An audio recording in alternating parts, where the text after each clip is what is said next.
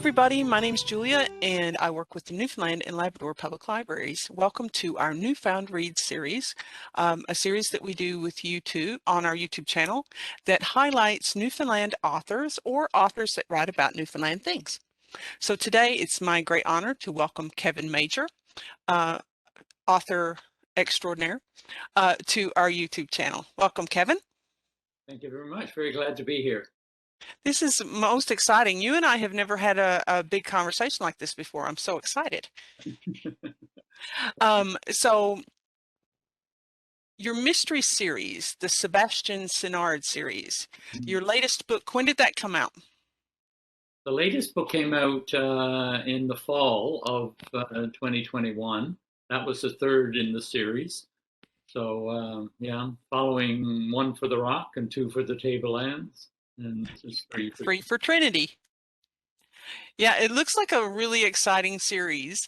And so I like mysteries. I'm a puzzler. I love to do puzzles, and a mystery is just a kind of like a puzzle in a story. So which mystery authors were you most inspired by? There's one in particular that I really like, and I think is perhaps partly responsible for me moving into the genre. His name is Peter May. I love him. Yes. He's a Scottish writer, although I think he lives in France part of the year. And excuse me. Especially this series, it's called the Lewis series. This is the first book, The Black House, and there were two others followed, The Chess Man and The Lewis Man. And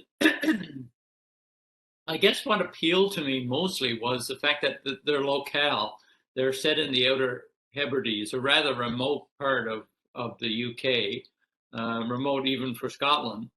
And I thought, yeah, and not only did he kind of capture the flavor of the place, of course, he sets a very interesting mystery in these locales. And I thought, you know, Newfoundland is kind of remote, somewhat remote from the rest of Canada. Some of my settings, for example, a new one which I'm working on is part of Newfoundland, yet even more remote. So I thought this is something that appealed to me. The combination of giving a feel for the land. Newfoundland is such an interesting place to write about. You know, I've done it for many years now, and I had up to this point, I guess, mainly been known for rather serious novels in some cases. There have been some humor throughout some of them, but I had just come off writing a trilogy of Newfoundland historical novels. And the other person perhaps that's responsible too for my moving into this genre is my wife, Anne, who said, Kevin, you've been you know, writing pretty serious stuff for the last 10 years. You have a great sense of humor. Maybe you can start taking advantage of that. So it's a mystery series. I call it a mystery series with a sense of humor. So, you know, Sebastian is a little bit of an offbeat character, and he makes various quips from time to time. I like a good a good mystery, but also with relatable characters in it that you can feel kind of like, you know, you're on their side and you're rooting for us. So you're like, come on, you can solve this. Let's go. Yeah, and part of my idea of the series was that it would introduce certain characters, Sebastian being one, his son Nick, and as the stories move on, you know, people have experiences, they grow from them. Nick gets progressively older in the course of the books. So we stay with these people and just have, I guess, mysteries sort of revolve around them. Yes, no, I've often heard other authors and people refer to Newfoundland as its own character within a book, like the setting itself, like Newfoundland itself becomes a character within the book. Do you find that with yours? Very much so. Yeah, I came up with the idea of having Sebastian initially as a tour guide. I've done a little bit of tour guiding myself, So my idea was, well, it's also going to allow him to go to various places in Newfoundland, you know, for one reason or another, if he's leading tours, and that can open up the whole province to possible locales for mysteries. Lots of different places for people to get killed. Exactly. Somebody said to me, you know, this doesn't happen. These many people don't get murdered in Newfoundland. And I said, well, you know, it's fiction. You have to go with it. So, writing a series. So this is the third book in this series versus a standalone novel. Do you have a preference? Like, do you prefer to write a standalone novel where everything is all clued up within the one Well, you know, page? this is the first time I've actually written a series. I've every other book which I wrote, and there had been over 20 of them, were standalone. And at one point in my life, and I thought, I don't really want to write a series. Occasionally, I had been asked by publishers, would you consider writing, for example, a sequel to Holdfast or to The House of Wooden Santas, two of the more popular. Yes. And I thought, no, I like them, you know, for what they are. But then the idea of a murder mystery came, and you know, of all things, the kind of murder mysteries lend themselves to sequels.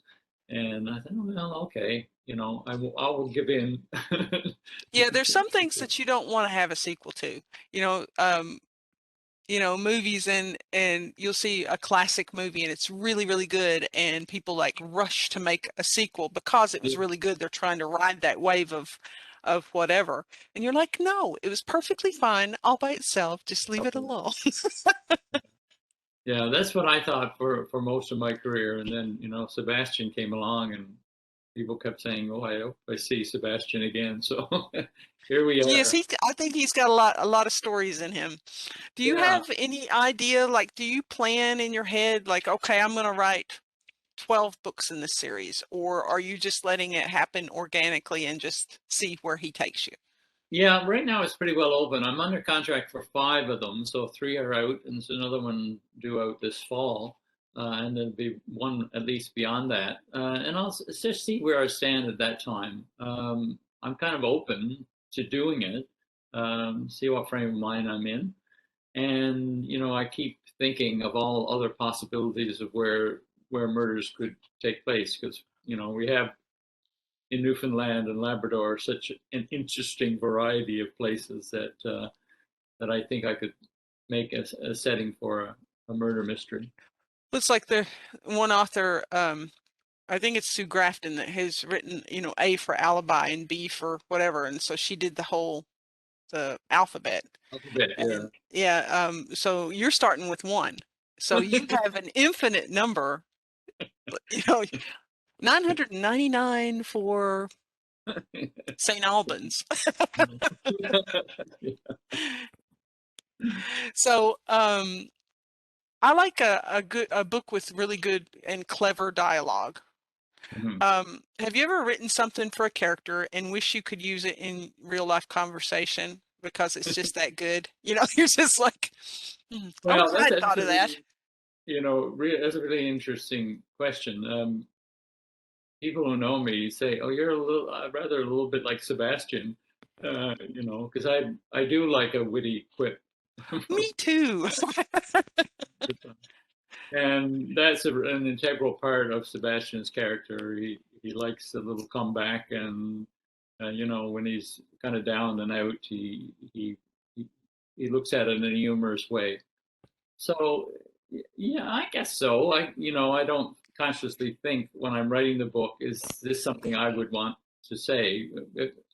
A few of them kind of stand out. I'll give you a little hint about the next book Okay, great. from this quip. Okay, so Sebastian, and I can't tell you where it takes place. That's going to remain. No spoilers.